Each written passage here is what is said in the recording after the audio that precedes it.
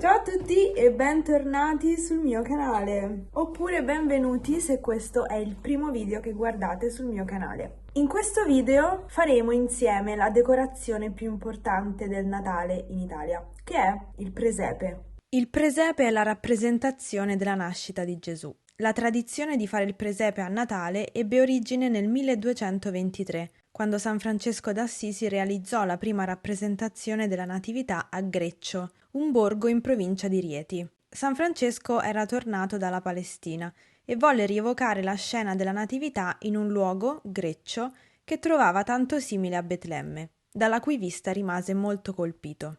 E quest'anno vorrei un po' ampliarlo. Fare il presepe riporta alla mente tantissimi ricordi della mia infanzia. Ho deciso che quest'anno voglio fare un presepe come si deve. Perciò mi servono altre parti, altri pezzi per fare il presepe come vorrei farlo. Adesso sto dando un'occhiata sul sito dove ho comprato la capanna l'anno scorso e ho messo nel carrello queste cose qui. Allora ho messo un foglio carta roccia con neve per fare le montagne, il foglio cielo pitturato scuro per fare appunto il cielo, lo sfondo. Poi ho preso il rotolo carta pietra per fare la pavimentazione, quindi che sembri un po' pietra, un po' terra, un po' erba. Poi un sacchetto con il muschio e ho messo anche altri personaggi. Ho messo 2 pastorelle, una capra e un pastore. Sono convinta di tutto, tranne che di questa pastorella con l'oca in braccio. La tolgo. Il presepe è una di quelle cose che piace a tutti, ai credenti, ai non credenti, perché oltre ad essere ovviamente una tradizione religiosa, è allo stesso tempo una tradizione popolare anche. L'altro giorno è arrivato il pacco, ho voluto aspettare ad aprirlo proprio per poterlo aprire insieme per il vlog. In realtà sappiamo già cosa c'è qui dentro. Un pastore, una pastorella, poi c'è anche una venditrice, però non riesco a capire di cosa, di cibo. E questo è un altro pastore che sta suonando la zampogna, quindi questo possiamo chiamarlo lo zampognaro. Lo zampognaro è una delle figure popolari importanti per il Natale nel centro-sud Italia. È il suonatore della zampogna, uno strumento molto antico, caratterizzato da più canne sonore, che non è da confondere con la cornamusa. Il muschio, questa è la carta per fare la pavimentazione. Altro muschio, ma io ne avevo preso uno solo. Poi questa carta per fare le montagne e poi questa, la carta cielo. È dipinta proprio. Vedete dietro com'è?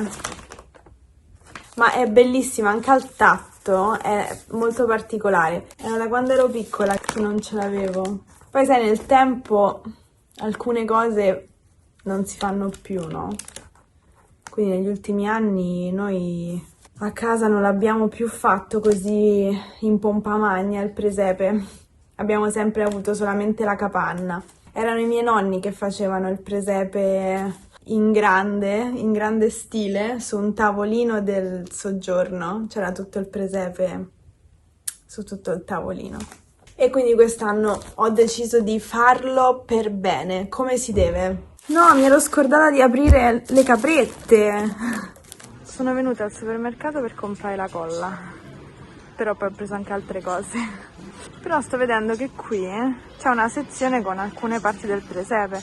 Potrebbe essere interessante prendere una casina da mettere al lato perché non ce l'ho.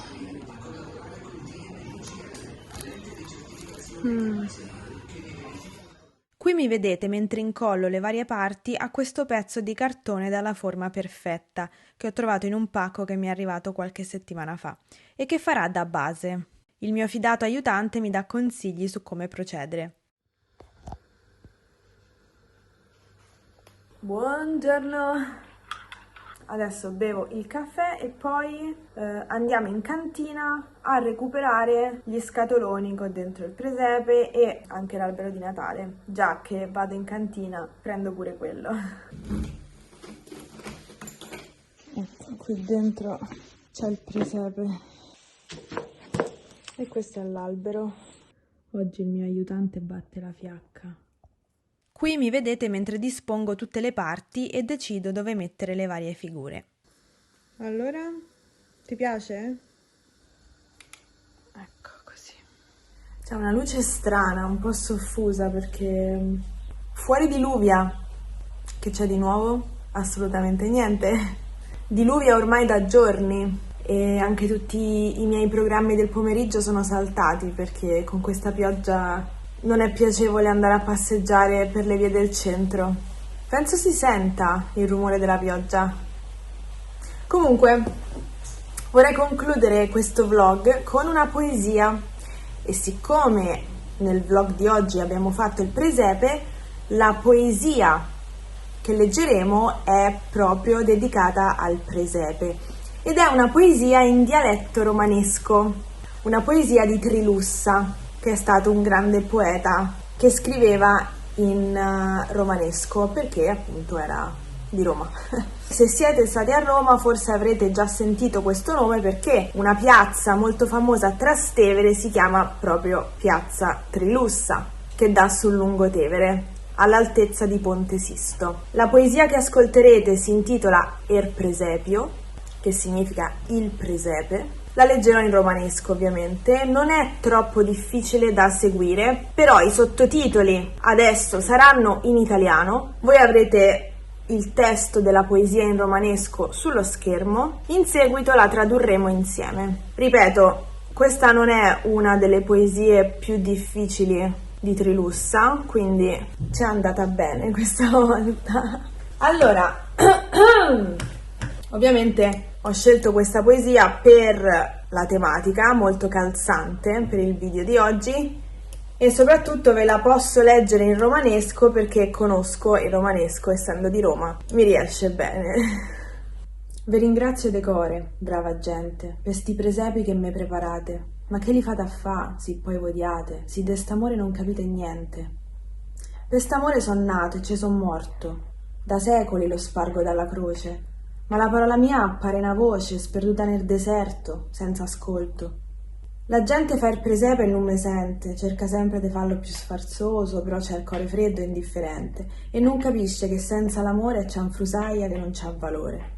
In italiano è: vi ringrazio di cuore, brava gente, per questi presepi che preparate per me.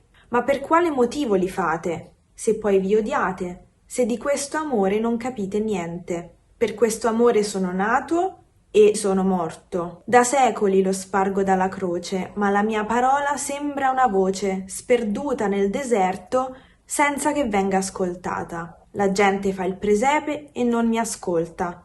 Cerca di farlo sempre più sfarzoso, però ha il cuore freddo e indifferente e non capisce che senza l'amore è un oggetto che non ha valore. Allora, spero vi sia piaciuta questa poesia. Io vi ringrazio molto per aver guardato anche questo vlog e ci vediamo nel prossimo.